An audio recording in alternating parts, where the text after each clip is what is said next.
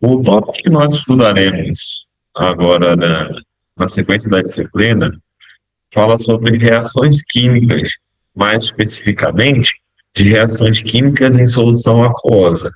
Então, tem alguns aspectos que são interessantes, que nós já vimos nos tópicos anteriores, por exemplo, como um composto iônico ele está em solução.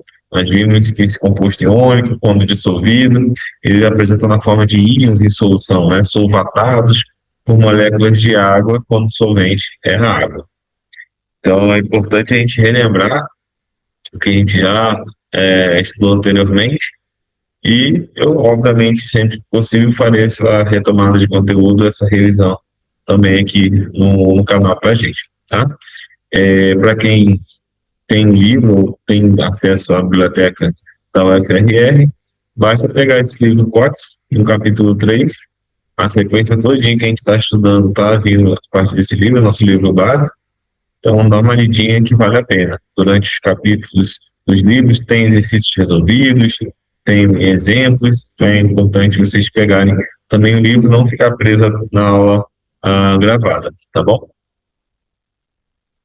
Bem, quando a gente trabalha, ou quando a gente fala em reação química, a gente, nesse primeiro momento, já precisa diferenciar o que é uma equação química e o que é uma reação química. A reação química é o fenômeno em si, tá? É aquela alteração da matéria a partir da reação entre duas substâncias em compostos diferentes.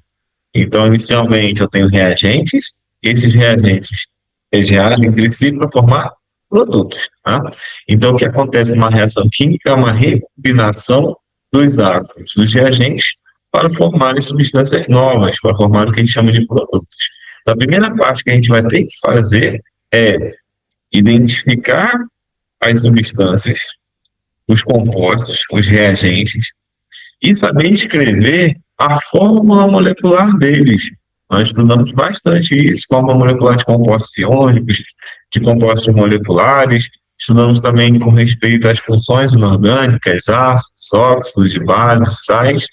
Então, vocês têm que lembrar tudo isso de nomenclatura e fórmulas químicas para que vocês consigam escrever as equações químicas. Então, vamos lá.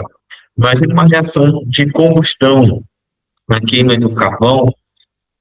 A reação é a queima, é a combustão. A equação química é como a gente vai representar essa reação que nós estamos visualizando no papel. Então, inicialmente eu tenho carvão, vou representar o carvão por ser de carbono, sólido. Mas eu preciso de oxigênio para essa reação acontecer, então tem que adicionar oxigênio, gás oxigênio, que é O2, dando CO2, que vai ser o nosso produto. Então eu preciso escrever o que eu estou observando na reação química a partir de uma equação que nós vamos chamar de equação química. A gente vai ver mais detalhes nessas equações. Tá? Então, a primeira parte que vocês têm que estudar, vocês vão pausar o vídeo, vão procurar no livro, vão procurar exemplos, é escrever a equação química, representar uma reação a partir dessa equação. Tá bom? Depois disso, a gente vai dar ênfase em reações em soluções aquosas e vamos separar essas reações em 4 tipos: precipitação, neutralização, formadores de gás e de oxirredução. E aí vocês vão perguntar, professor, só existem essas reações? Não, existem outras reações. Vocês vão ver em outras disciplinas, como a reação de complexação, formação de complexos. Tá? A química de compostos de coordenação, que vocês vão estudar depois, é uma química à parte, tá? São reações específicas, que a gente vai se ater apenas a estudar esses 4 tipos de reações, tá bom? Depois que a gente aprender a escrever todos esses tipos de reações, a gente vai ver como balancear os coeficientes estequiométricos, como balancear essa equação química. Eu não posso perder átomo do lado esquerdo dos reagentes na hora que eu formo os produtos. A quantidade de átomos do lado esquerdo da reação e do lado direito tem que ser igual. O que muda é como eles estão combinados. Tá? Então, antes da gente começar, tem uma definição sobre reação química, né, transformação de substâncias chamadas de reagentes, em outras substâncias chamadas de produtos. Antes da gente começar, de fato, ter a primeira reação, que vai ser de precipitação, eu fiz uma reação no laboratório, aqui de ensino, gravei essa reação e eu vou passar aqui para vocês para a gente analisar, tá? Só um minutinho que eu vou abrir aqui. Deixa eu compartilhar essa janela com vocês.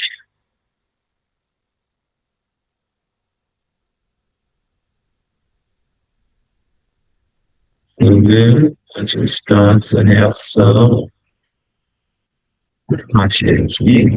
Vou compartilhar essa tela com vocês. Tá, o que que tem aqui? É uma reação entre o ácido clorídrico e o NH3. Tá? Temos a reação entre o ácido clorídrico e o gás amônia. É importante observar que inicialmente nós adicionamos o ácido clorídrico do lado direito e só depois de um tempo adicionamos o hidróxido de amônio do lado esquerdo. Isso porque a difusão do ácido clorídrico é mais lenta do que a difusão da amônia. Então, vou pausar aqui. Esse vídeo eu vou mandar o link para vocês podem assistir a hora que vocês quiserem. Do lado esquerdo, o primeiro reagente que a gente colocou foi o NH4OH. Não é ele que de fato reage. A gente vai ver que a reação vai ser entre o gás amônia com o gás HCl. Os dois são gases incolores e o produto, vocês vão ver que vai formar bem aqui no meio. Então, um pouco tempo depois, nós vamos observar a formação de um sólido branco. Esse sólido branco é o cloreto de amônio. Então, deixa eu só voltar um pouquinho aqui na reação. A reação é essa que vocês estão vendo. A equação química é essa que está aqui abaixo. Então, reação é o que vocês estão visualizando aqui em cima. Formação do cloreto de amônio. A equação química vai ser a representação dessa reação. HCl, que é o ácido clorídrico gasoso, que está saindo aqui do lado direito. NH3 gasoso é o gás amônia, que está saindo aqui do lado esquerdo. Quando eles se encontram, existe uma reação química para a formação do cloreto de amônio, que é esse sólido branco. Observar a formação de um sólido branco. Esse sólido branco é o cloreto de amônio, é o produto dessa reação. O que é interessante é que ambos os gases eles são incolores e quando entram em contato eles reagem para formar esse sólido branco, né? Para que seja mais visual ainda essa reação, nós fomos gotejando esse ácido clorídrico, levando em consideração que já tinha amônia no meio, tá? Bem, depois vocês podem assistir esse vídeo completo, eu vou passar o link para vocês, tá bom? Mas só para vocês diferenciarem, vocês observarem o que é uma reação química e o que é uma equação química. Tá voltando aqui para os nossos slides. A equação química ela é usada para descrever uma reação. Então, ela vai conter todos os reagentes e todos os produtos. Além disso, ela vai conter o estado físico das substâncias e as condições utilizadas na reação. Por exemplo, estão vendo que essa reação tem um triângulozinho aqui em cima da seta. Esse triângulo representa que essa reação foi feita com aquecimento. É uma reação de decomposição do carbonato de cálcio em óxido de cálcio mais dióxido de carbono. Observem, eu estou olhando a fórmula e estou dando um nome para a fórmula. Por isso que a gente tem todo aquele trabalho em fazer nomenclatura e repetir bastante. É preciso que vocês olhem para a fórmula molecular e consigam, de fato, saber qual é o composto. E a mesma coisa, ao contrário, também é válido. É importante que vocês, a partir do nome, vocês consigam escrever as fórmulas químicas, tá? É uma etapa muito importante. Se você ainda não está firme nisso, você tem que treinar para conseguir seguir na disciplina. Então, observe aqui que o estado físico do carbonato de cálcio é sólido, do óxido de cálcio também é sólido, e do gás, dióxido de carbono, obviamente, ele vai ser gasoso. Então, essas letras elas vão indicar qual é o estado físico dos seus reagentes e dos seus produtos. Do lado esquerdo são representados os reagentes, são as substâncias que vão reagir para formarem os produtos, que são representados pelo lado direito. Essa flecha ou essa seta, ela vai indicar ou pode ser interpretada como a forma, a formação, produção ou os reagentes, eles reagem para formar os produtos tais. É assim que a gente pode ler essa seta, tá? Muitas vezes em cima dessa seta aparecem as condições de reação. Não é muito incomum disso aparecer, tá? Então, uma certa reação, ela vai acontecer numa determinada temperatura, num determinado meio, e essas condições podem vir em cima da seta também. Uma outra informação importante é que, se vocês observarem, aqui na frente dessas moléculas, por exemplo, do O2 e do H2O, ou seja, do gás oxigênio e da molécula de água, aparecem dois números, 2 e 2.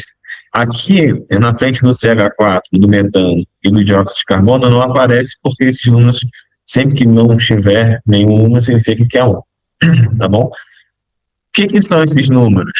Numa reação química, como eu falei, não existe uma perda de massa e nem perda de átomos, estão apenas recombinados.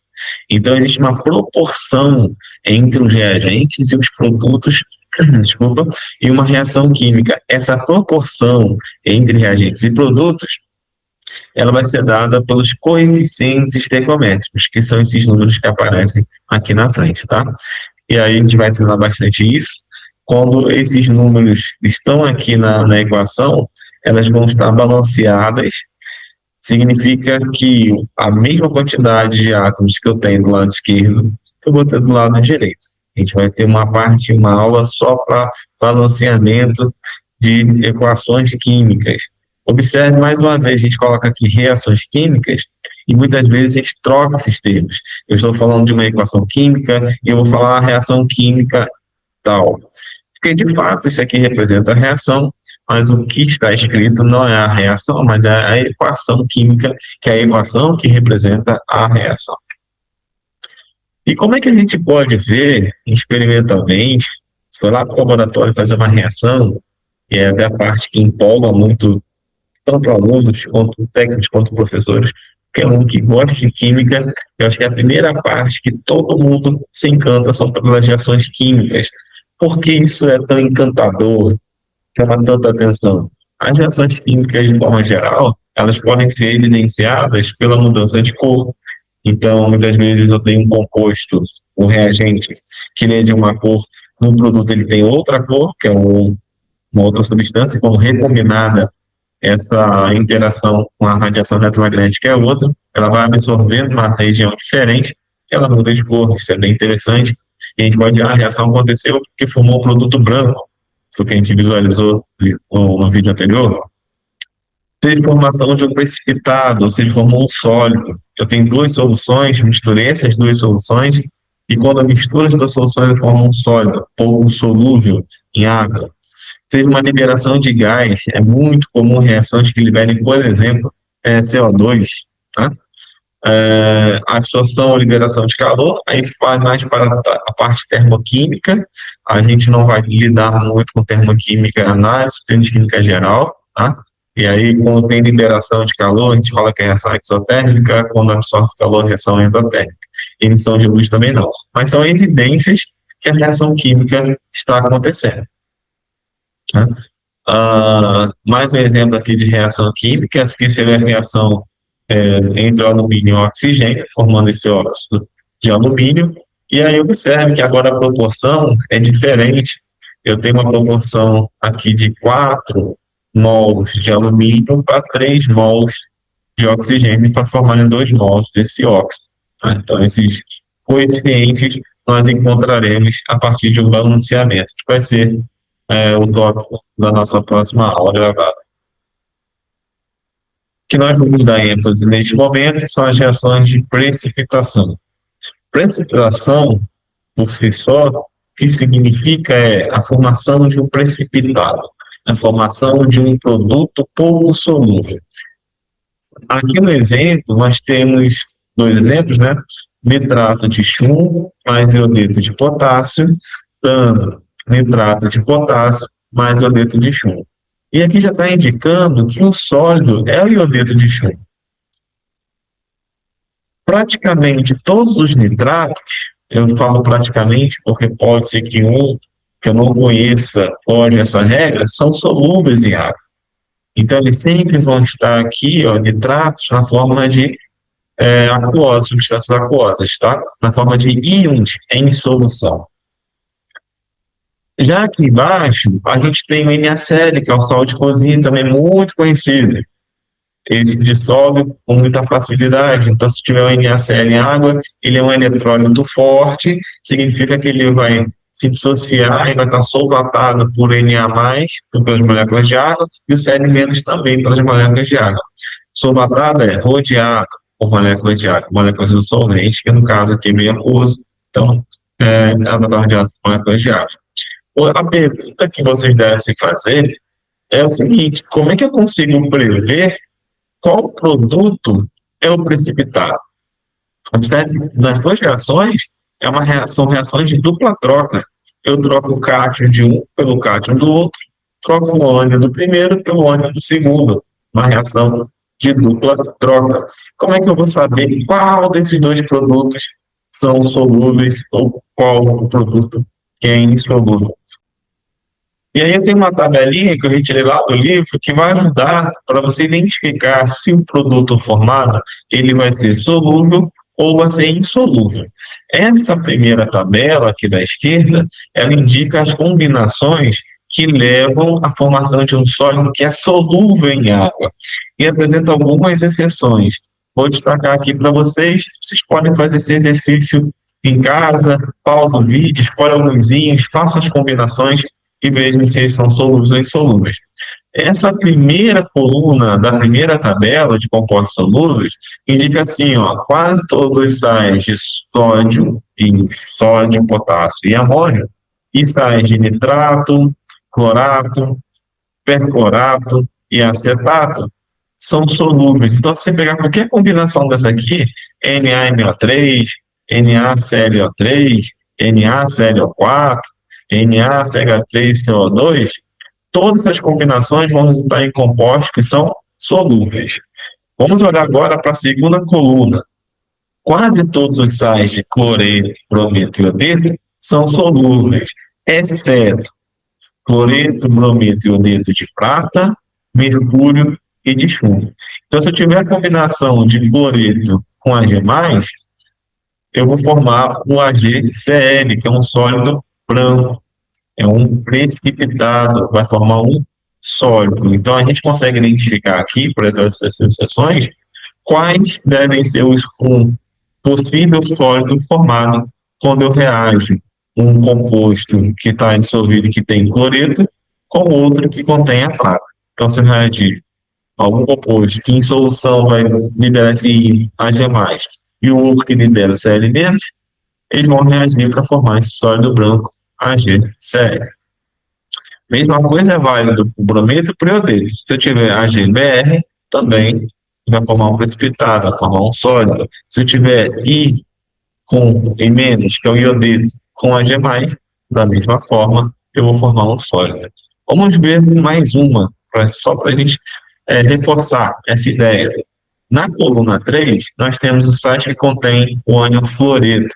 Então, várias combinações possíveis entre fluoreto e cátions, de forma geral, formam compostos solúveis, exceto se esse fluoreto ele estiver combinado com o cátion magnésio 2+, cálcio 2+, estronço 2+, bário 2+, e chumbo 2+. Se tiver qualquer uma dessas combinações, vai resultar em um sólido.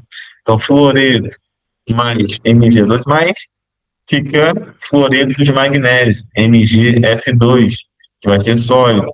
Mesma coisa para CaF2, vai ser sólido e assim por diante, tá? Na coluna da direita e na tabela da direita, nós temos uma tabela para compostos que são insolúveis. Então, a maioria dos sais de carbonato, fosfato, oxalato, cromato e sulfeto, eles vão ser insolúveis, exceto sais de amônio e dos cátions de metais alcalinos. Quem são os metais alcalinos? Vai lá na tabela periódica, a primeira coluna: lítio, sódio, potássio, serve aquela primeira coluna com os metais alcalinos. Então, se eu tiver a combinação do carbonato com sódio, vai ser solúvel. Se eu tiver a combinação do carbonato com lítio, vai ser solúvel. Agora, se eu tiver a combinação de qualquer outro cátion que foge a esse que coloquei como exceção, vai formar um produto pouco solúvel. Por exemplo, se eu pegar o cálcio e combinar com carbonato, eu vou formar um carbonato de cálcio, que deve ser insolúvel. Vocês vão ouvir futuramente um termo chamado água dura.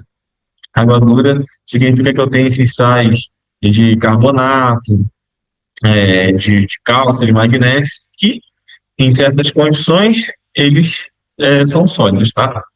Inclusive, levam à formação de incrustação na indústria do petróleo, incrustação inorgânica. Eles ocluem as paredes da tubulação. Essas são algumas combinações. Vamos ver na segunda coluna da segunda tabela. A maioria dos óxidos e do hidróxido metálicos, eles são insolúveis, exceto hidróxidos de metais alcalinos, hidróxidos de bário e hidróxidos de cálcio. Ou seja, se você pegar outra combinação desses hidróxidos, eles vão ser insolúveis. E aqui tem alguns exemplos, olha, eu tenho hidróxido de cálcio, tenho hidróxido de ferro, essas combinações com os hidróxidos com óxidos, de forma geral, em solução aquosa, leva à formação de um sólido que é pouco solúvel. E aqui tem mais alguns exemplos, né, que eu destaco agora, faço uma ampliação e reforço a definição aqui para a gente de reação de precipitação, que é uma reação onde se forma um sólido insolúvel. O que a gente está tentando fazer aqui nesse momento é prever qual dos produtos é o sólido, tá? Então, a combinação de sulfeto com chumbo dá esse sólido, do hidróxido com ferro 3 dá essa cor laranjada, do cromato com a prata tem essa cor aqui meio avermelhada, laranja avermelhada. Tá? Então, esses são alguns sólidos formados quando eu reajo dois precursores que contêm esses íons. Já vimos como escrever as reações, agora a gente vai representar como esses íons estão em solução, e a gente vai escrever uma equação iônica completa, que contém todos os íons, e depois a gente vai escrever uma equação iônica líquida, que contém apenas os íons que de fato reagem para formar o sólido. Esses íons que não reagem, nós vamos chamar de íons espectadores.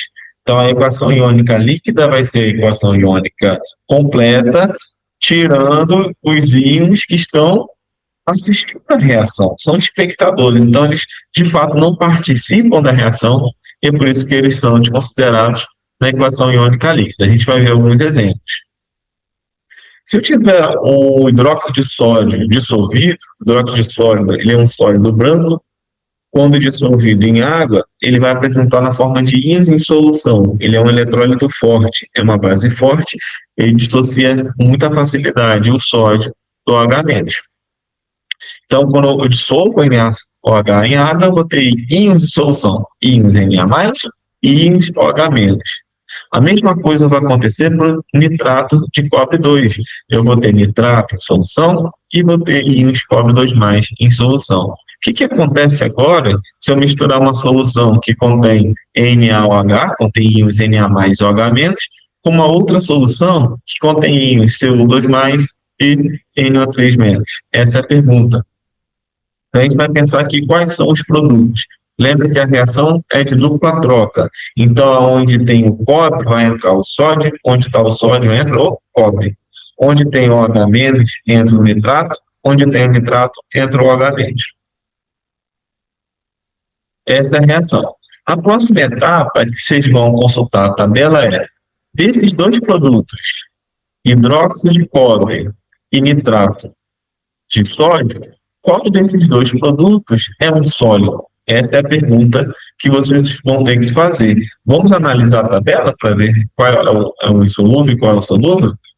Voltando lá naquela tabela, vamos analisar.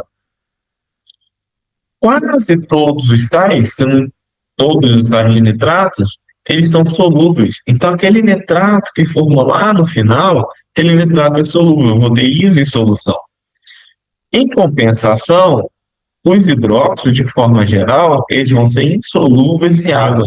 Então, o hidróxido de cobre 2 ele vai ser insolúvel. Tá? Então, conferindo por essa tabelinha, a gente já consegue prever que quem é o composto formado, o sólido formado é o hidróxido de cobre 2.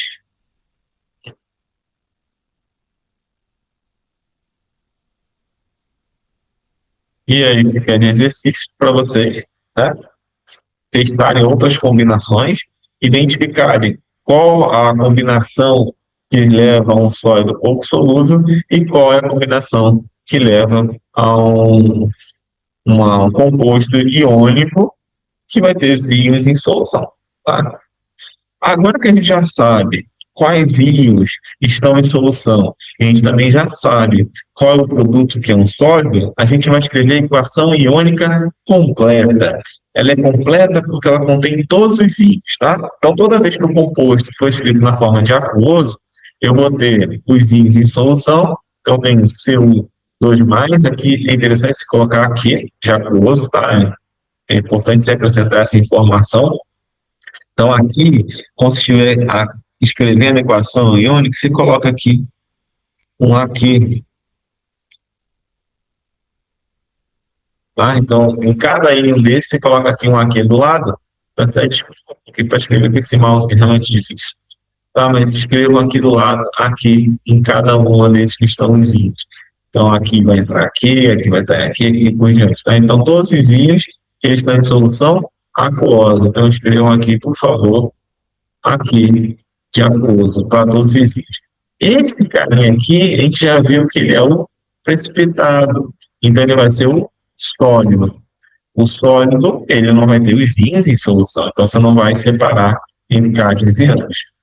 Agora que eu já tenho todos esses cátions e todos esses ânions já em solução, eu vou escrever o que acontece com... O que acontece com os íons antes e depois da reação. Já tem todos os íons aqui, ó, separadinhos, bonitinhos. Vamos analisar o que acontece com o sódio, nesse caso. Olha lá para o sódio. Sódio é o Na+. Se você observar aqui no sódio, ele está na forma de 2Na+, e no produto ele também está na forma de 2Na+. Então, ele é um íon espectador, ele não mudou no reagente do produto, ele continua na mesma forma. Observe também o nitrato.